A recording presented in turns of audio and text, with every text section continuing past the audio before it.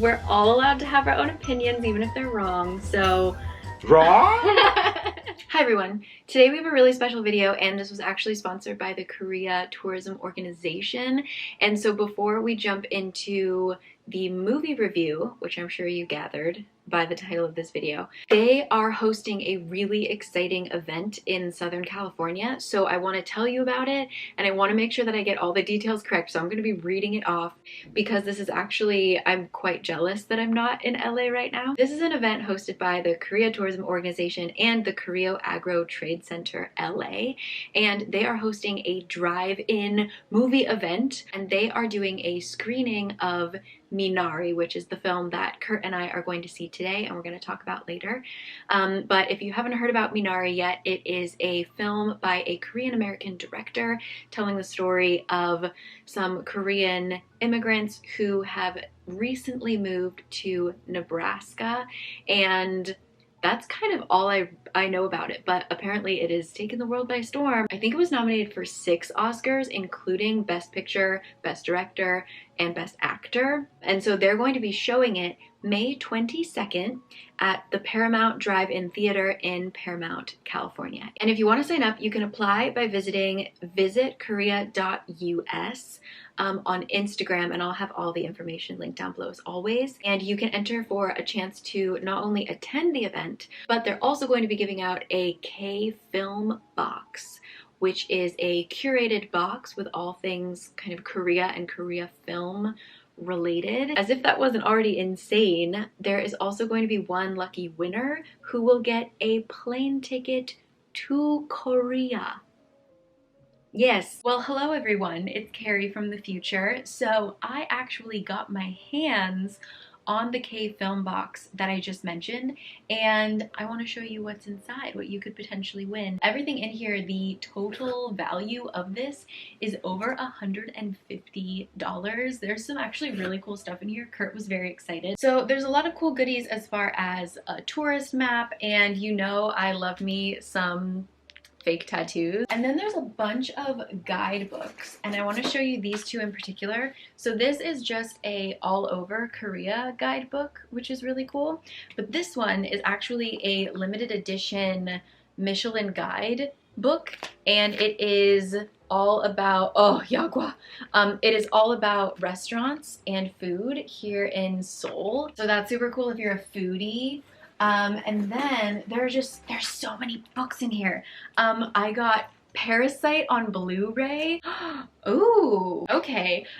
This is a guidebook called Delicious Korea, and this one is specifically about delicious desserts, but there are some cafes that I have not heard about, and I'm very excited. There's also places that were recommended by Tasty Guys, which is a really popular TV show here. There is a coloring book, which you know I love.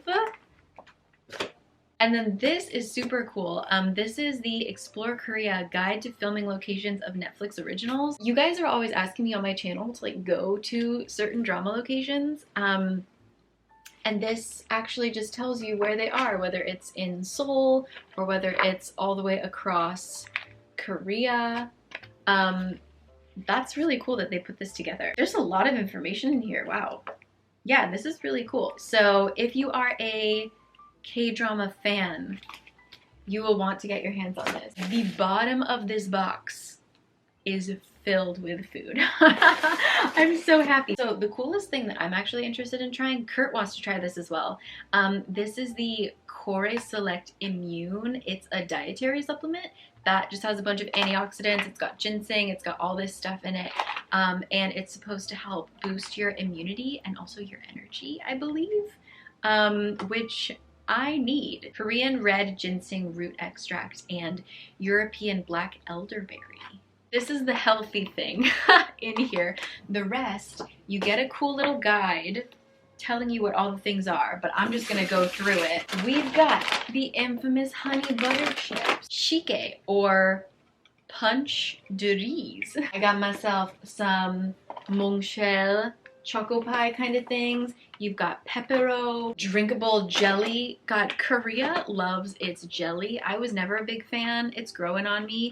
But we've got some mango mat, drinkable jelly, a can of kimchi. Why not? Ooh, wait, what? Actually, I'm super excited about this. I didn't even realize what this was. So this helps you make your own kimchi. It's yum yum. Guys. Oh, of course, you've got your ramyeon. This is actually popomyeon. And then, of course, you've got your tteokbokki, my all-time favorite. Yes. So anyway, you can get all of this stuff in the K-Film box, which is a prize if you sign up to go to this really cool event. And I want to also remind you that the plane tickets to Korea, when I say plane tickets, I do mean 2. You get to bring a friend. So there are 2 plane tickets to Korea. Unfortunately, I believe they're round trip, so you do have to actually come back. But there are 2 plane tickets to Korea at stake. So yeah, I will continue with the video. Sign up, go. If you're in Southern California, what are you doing? Information in the description box.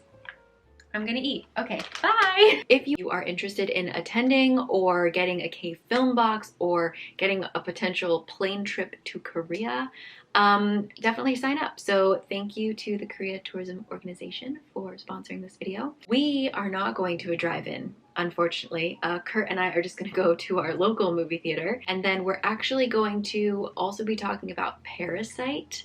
If you want to hear our thoughts on that. We kind of already mentioned it once before, but we're gonna do a more in-depth talkity talk about it. And yeah, so we are going to get lunch and then we're gonna head to the movies, and I will meet you back here to tell you what we thought about it.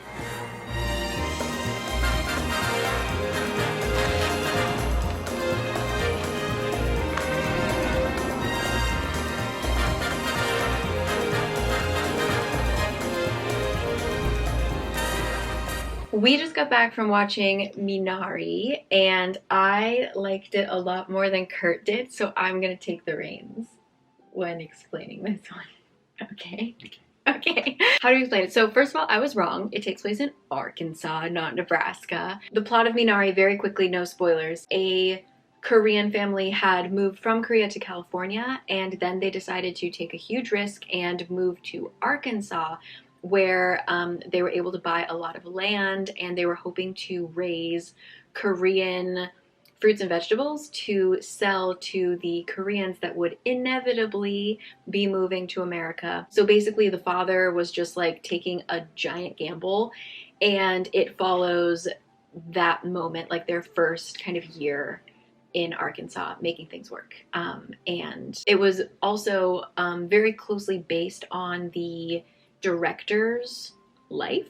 I think that's why it was less like action-based and more just like a personal reflection on a childhood. I think the reason that I liked it and Kurt didn't is because it's the kind of movie that I would like, where it's more like a slow, quiet drama, but at the same time it was really, really beautiful. It's a A24 film, which I think like speaks for itself. I don't know, you felt kind of uneasy for the family, and you felt kind of like this is a bad decision, things aren't going to work out, they're obviously going to be unhappy. But at the same time it was like so idyllic, and like the scenery was so beautiful. Like there would just be shots of like the beautiful farm. I totally understand why the actor who played the little boy is, I believe he was nominated for an Oscar. And if he wasn't, he deserves all the awards. I thought he was excellent. I can't wait to see what else he does. We're gonna talk about Parasite next. It's definitely not as exciting as Parasite, but I thought it was beautiful.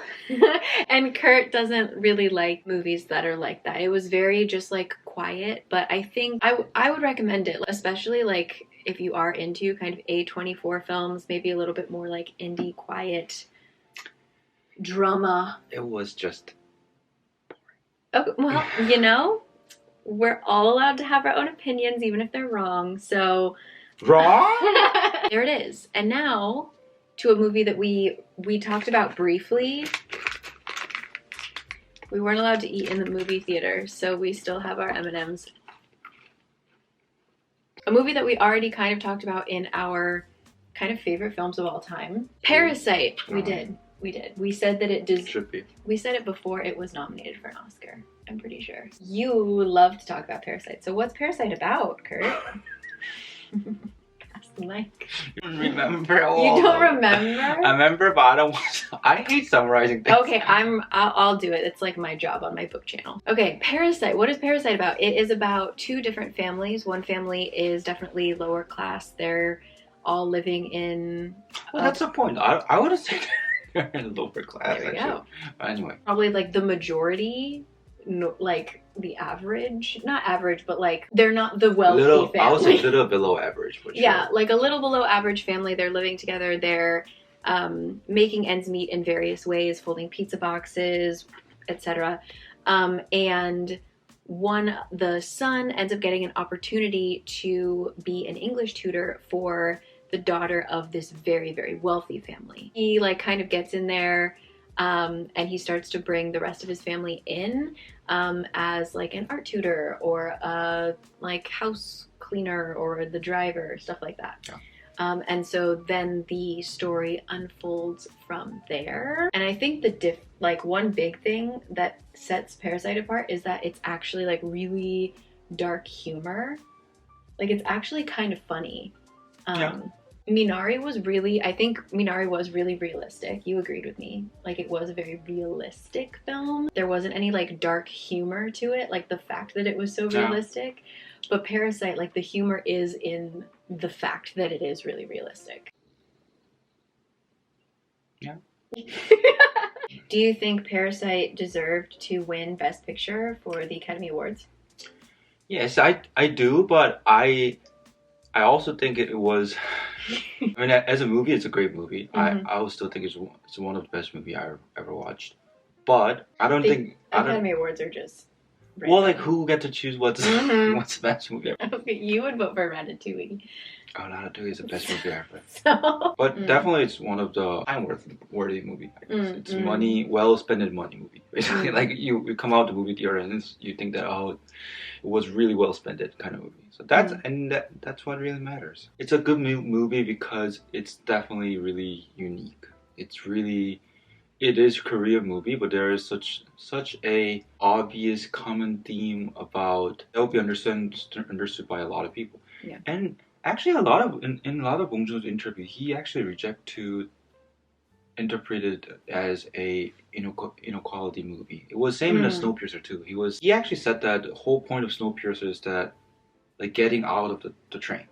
Like the movie wasn't about. I mean, it is about like social hierarchy. Yes, class. That's the story of the movie. But at the end of the movie, the idea is that like, is this train actually worth to exist? Like we have to get out of the train was the point of the movie. Mm-hmm. And then in a sense, the Parasite is better because in other films he took like rich people meant to be more.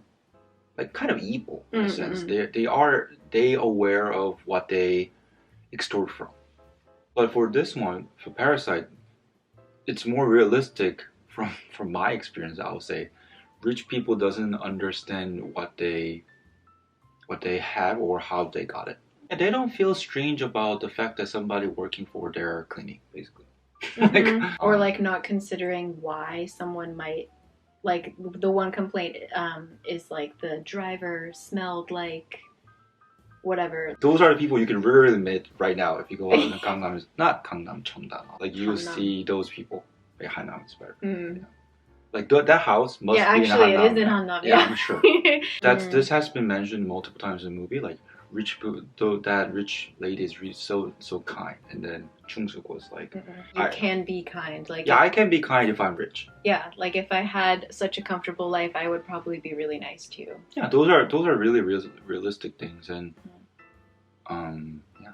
Well, I guess that's a line. Parasite is a movie that any human being in this world, in this civilization, would like understand. Like it's a good movie. Like you don't have to be Korean American living in like America to understand why it's a good movie. But like Minari is a different. Yeah, movie. I think Minari was going in knowing that it was inspired by the director's life. Like I could really tell. Like it really felt like it was unique. So personal. Not even unique, but like very personal. Even him, like the little boy being obsessed with Mountain Dew. I'm sure that that's like straight from his life. I wouldn't be surprised. So I think that's why it was A little uninteresting to me. Yeah, a little harder for like a wide general audience to connect with, is because it was like such a personal chapter of this guy's life. It was, like I said, it was just beautiful. Like the cinematography. Well, I guess that's another thing. I'm really indifferent about nature. So I was really enjoying the scene when they first got into Oklahoma City. The buildings were like, oh like, man, there was a city again. Oh man, windows, concrete. Anyway, I highly recommend Minari. And once again, if you do want to apply for the event and for all the prizes, you can check the KTO Instagram, which is linked down below. All the information for applying is down there. And again, it's going to be happening on May 22nd in Southern California, in LA. So yeah, thank you again to KTO for sponsoring this.